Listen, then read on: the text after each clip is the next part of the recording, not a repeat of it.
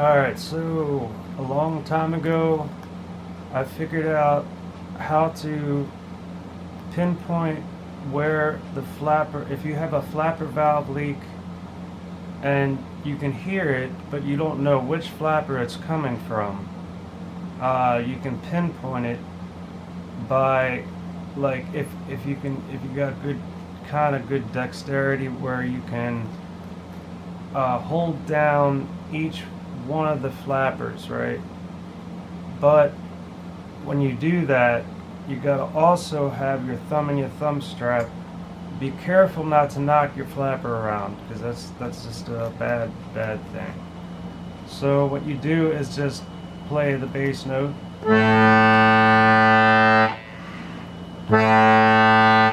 and for example, I think I need new sheepskin on this one flapper valve because it leaks really bad at the bottom, and I don't know, I think it might have too much glue or something, but I'm going to change that. But so I'm going to hold down the bottom of this one. This isn't a good example.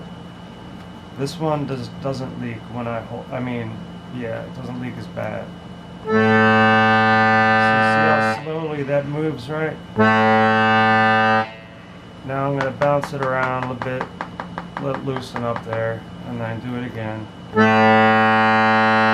See the difference? That's just one thing. Now there was another thing I wanted to talk about. I had this flapper valve. Its pivot. The pivot is what the rod that goes to the flapper valve is put into, I guess you'd say. So anyway, the pivot was a little too narrow for the slot that the pivot goes in of the wood of the keyboard. So there's like 10 slots, 10 pivots, 10 rods, 10 flapper valves, right? So this one particularly, I don't know if you can see it on the camera because I don't have any way of knowing. This one, when I'd wobble it around, it was like going like maybe like, it was good, it's good, better now than it was, but it was going like a millimeter at least, well, maybe at most, to the left and to the right. And what that does is it makes the flapper valve land in a different spot. So every time you play, you get intermittent leakage, because when you bounce on it, it lands in a different spot, and then you got leaks coming out of your sound holes. So what I did was I took the this is a disclaimer, I don't suggest anybody do this, okay? Alright, so what you gotta do, take the keyboard off, you gotta get inside the accordion, take off the keyboard, unscrew it, and once you do that, you take this, what this is, I don't know if you can see this, but you can see the end of this kind of rod, and it's like an axle, that's what they call it. It goes through the pivots of the flapper valves and the rods and all that. So that rod goes all the way through it, and what you have to do is, once you take off the keyboard, you have to take the spring off of the flapper that you need to apply what I'm getting ahead of myself. You need wood filler to do this. Say Elmer's, I don't know what's the best, but I used Elmer's and it works, and I'll tell you all about it. So what you do is, once you find the flapper that has the pivot is too narrow, you flap it, you move it around, you get the axle out, but don't go too far. Find whatever. I was lucky because it was this one only, because putting the axle back in can be, you're like sewing through your pivots. with a metal rod. It's really insane. So not to digress. So the last one here, I was lucky because I only had to pull it out with a pair of pliers, just not too much. All the other ones were still there, but I had the keyboard off. I had the spring off. You had to take the spring off too. That's another thing. You have to take the spring off. So once you get the spring off of whatever flapper has the problem, if the pivot has the problem, and it's rocking back and forth way too much, then okay. So I hope you can bear with me. I'm just a little high. I smoked some gelato and I really felt inspired to talk about all this.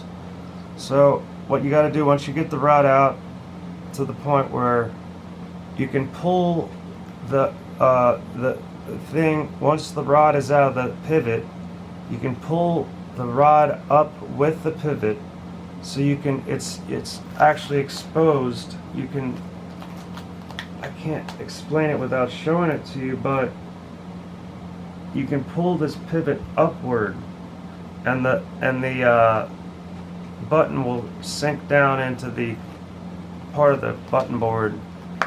So you pull it out, it's like, right, like a, I don't know how to describe that. You just pull it out, and what you got to do is on the other side of the keyboard, you have to keep it in place, because it's not connected to the thing anymore. You got it off the box. So on the other side of the pivot, there's a groove in there where you put something to keep it open, and you have to have it out. You have to keep it open, but you have it out, have the pivot out of the keyboard or the button board. And then once you do that, you either, I gotta tell you, wood filler is so hard to work with. You gotta be real careful. I'd suggest, if you want to do a really good job and not get a mess of your flappers, take them off with a screwdriver, set them aside, or maybe not. I'm not suggesting any of this. So anyway, it sounded like I was, but all right. So once you got it out, you gotta wipe a little bit. Get a vinyl glove or a stick of some sort, and make sure you mush it, and like, it doesn't matter how much you put on there, but you cannot leave it on there too long. Maybe 10 minutes. Then you gotta sand it down with really fine sandpaper. Sand it down, and then lever the pivot back down into the keyboard, and see where it is. If it doesn't want to go back in the keyboard, that means you have too much of the wood filler on your pivot. So if that's the case, take it out again and sand it down again, and put it back in, and then you really cannot really check. And so you got your axle back in. So that's another thing. This is guesstimating. So you have to have a good idea. If it moves back in and out of the keyboard, then you're doing pretty good. Put your axle back in. Put your spring back on the pivot when it's off. Obviously, it's off the box. Put the spring back on the pivot, and then check it out, put it back on the box, and once it's good and well, just wobble it, right? Wobble it. This is not wobbling like it was at all. And I found this out when I had my first keyboard for the Globe, that it came with it. Its original keyboard.